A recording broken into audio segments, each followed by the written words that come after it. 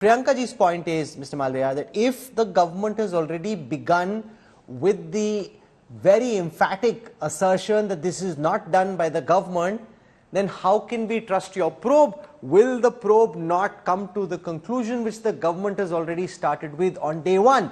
That it's basically a self-fulfilling prophecy. You will do all this probe and say the government did nothing. Respond to that, Mr. Malviya.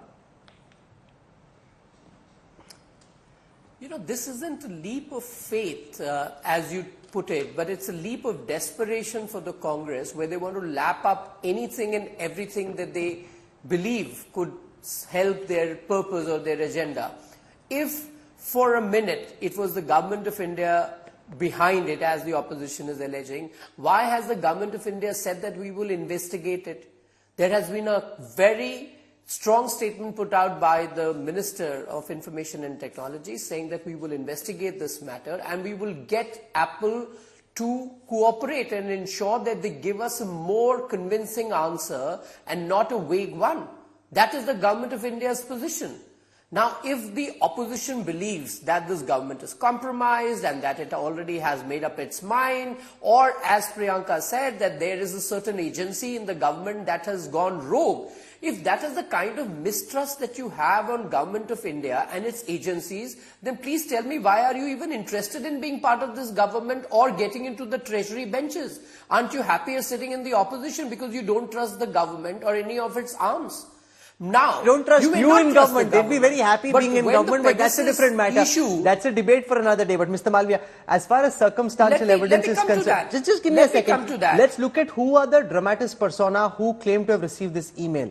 Priyanka, Mahua Mitro, Raghav Chadda, Shashi Tharoor, Asuddin Owaisi, Sitaram Yechury, Pawan Khera, Akhilesh Yadav, Siddharth Varadarajan, Sriram Kesri, Kari, Samir Saran, K.C. Venugopal, Supriya Sule, Revant Reddy, K.T. Ramarao. Now, apart from Samir Saran, I don't see anybody else in that list who's pro-government or even neutral, right? These are largely anti-government people. So, doesn't it seem like a bit of a coincidence, more than a bit of a coincidence, that only anti-government people will receive this email from Apple, Mr. Malviya?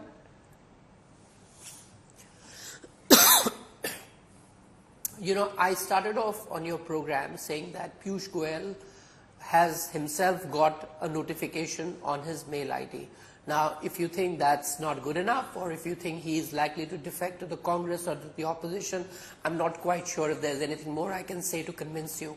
Sriram Kari is the journalist. I think he's the editor of Deccan in Hyderabad. So, that's right. So, I'm clearly, you're not branding him as a politician, and so is the chief of ORF, Samir Saran. Now, these are not people who are politicians or who are in the opposition ranks, and I'm sure that there are several other people who've got this notification, except that they do not have the same currency with media as some of these opposition leaders do. I mean, we are a country of 140 crore people, a lot of them use Apple phones, and I'm sure many have got this notification, but not all of them perhaps make it to the media or invoke media interest, and that is why this debate has become about the opposition versus the government, which is unfortunate, because this should be about Apple and its users. So there are several people, Priyanka, on that list. The president of the Observer Research Foundation, Samir Saran, who I know well, who's hardly anti-government from any stretch of imagination. The Deccan Chronicle editor is on this list as well. He's a journalist. You've got people there who aren't anti-government, who've also received, and while Piyush in the interview we didn't say anything about receiving an email, we've seen Rajiv Chandrasekhar, the MOS IT, say that Piyush Goyal's office did receive this email. So therefore there are all kinds of characters who received this email, not just anti-government people. No, if you are juxtaposing three people vis-a-vis over 15 odd people from the opposition, then it's fair enough for your thought process to continue that way and keep joining the dots, which don't exist. However, there's a very clear pattern, whether it is with Pegasus, where we still don't know what the investigation report finally showed, and where we stand as far as Pegasus is concerned. And like I said, various other geographies investigated it and took action. However, India failed to do that, and India failed to blame, international agencies, etc., and called it motivated. Now, let me tell you, he keeps saying that that statement is vague coming from Apple, and we'll ask them to keep it more clearer. It clearly says in their statement, we are unable to provide information about what causes us to issue threat notifications, as that may help state-sponsored attackers adapt their behavior to evade detection in the future. So it is a very clear-cut, statement from Apple that yes, we've sent this alert. We believe these are really powerful people who are trying to hack into Apple IDs to get sensitive information.